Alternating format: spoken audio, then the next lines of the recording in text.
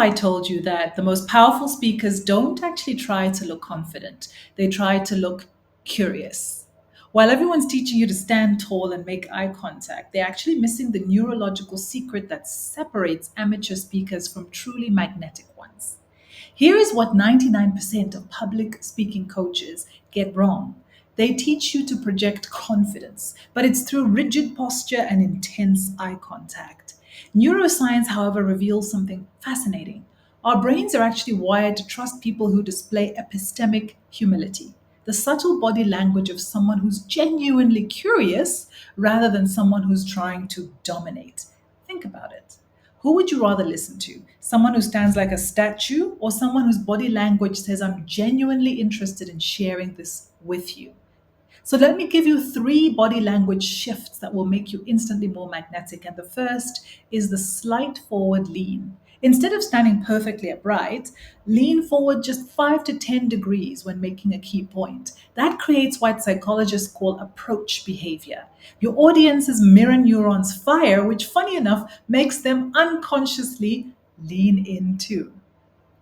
The second is asymmetrical gestures. You see, perfect symmetry feels robotic.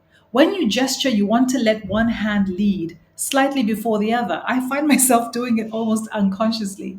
And that creates visual rhythm and suggests authentic thought rather than something that's been rehearsed. The third is the micro pause with head tilt. Before delivering your main points, pause for just half a second and tilt your head slightly, like you're considering the best way to explain something that's complex. That triggers the audience's theory of mind. They also start trying to figure out what you're thinking, and that creates instant engagement. So here's the psychological kicker. High status body language is not about looking dominant, confident, like the most powerful person in the room, even though that doesn't hurt. It's really actually about looking comfortable with uncertainty. When you can pause, breathe, even shrug slightly while you say something profound, you're demonstrating what researchers call confident vulnerability. Your audience thinks to themselves, oh my gosh, if this person is this relaxed about being imperfect, they must really know their stuff. Now, this might seem a little bit like we're faking it, but essentially, it explains to you in your brain in more detail what people mean when they say be yourself, because we are never perfect in normal conversations with our friends. We let our hair down, we laugh, we're more relaxed, and our friends lean in and listen to us.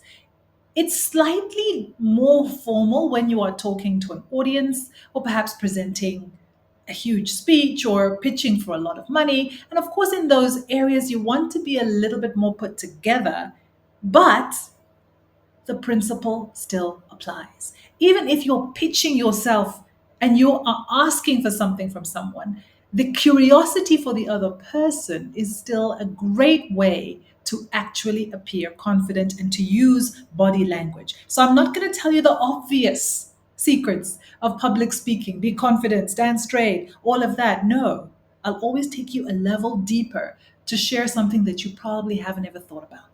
So here's a quick implementation for you to take away. Try this in your next conversation. Instead of rigid eye contact, let your gaze be like a gentle spotlight. Focus on one person for a couple of seconds and then naturally shift. Instead of keeping your shoulders square, let them follow your gestures naturally so that your body looks like it's having a conversation instead of delivering a performance. Bet you if you try those things, you'll see that even you psychologically will start to relax a little bit more into the conversation. Remember, confidence isn't about having all the answers or looking completely put together. It's simply about being genuinely curious about the questions. When your body language reflects authentic curiosity rather than forced authority, something magical happens. Your audience will stop analyzing you and start absorbing your message. Next week, we'll dive into the neuroscience of audience connection and why the best speakers don't try to connect with their audience at all, and that might surprise you. Until then, I'm Shanice. Have a wonderful time, and remember, public speaking starts with you. you understanding, you being comfortable, and you really going a little bit deeper to understand that the psychology of communication is really what will give you the answers you seek to be a fantastic communicator.